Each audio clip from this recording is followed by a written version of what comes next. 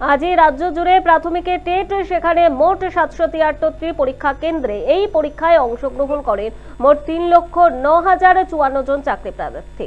এবং এই নিয়ে পরপর 2 বছর টেট হচ্ছে। প্রাথমিক শিক্ষা পর্ষদ জানিয়েছে প্রাথমিকের মোট 11,765টি আসন খালি রয়েছে, সেই আসনগুলিতে নিয়োগ হবে। রবিবার বেলা 12টা থেকেই শুরু হচ্ছে প্রাথমিক টেট, চলবে দুপুর 2:30 পর্যন্ত।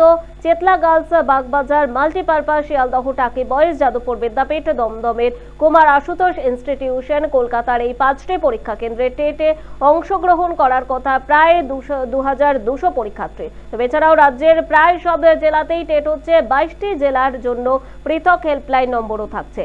প্রাথমিক শিক্ষা পর্ষদের অফিসে থাকছে হাইটেক কন্ট্রোল রুম, সেখান থেকে চলছে কড়া নজরদারি। কিন্তু নিয়মিত টেট হলেও নিয়োগ হচ্ছে না বলে অভিযোগ চাকরি প্রার্থীদের।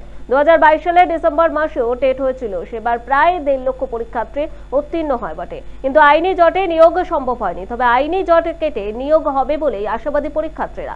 2022 টেটে অবশ্য দুর্নীতির কোনো অভিযোগ ছিল না। 2023 টেটও নির্বিঘ্নে করায় চ্যালেঞ্জ প্রাথমিক শিক্ষা পর্ষদের কাছে।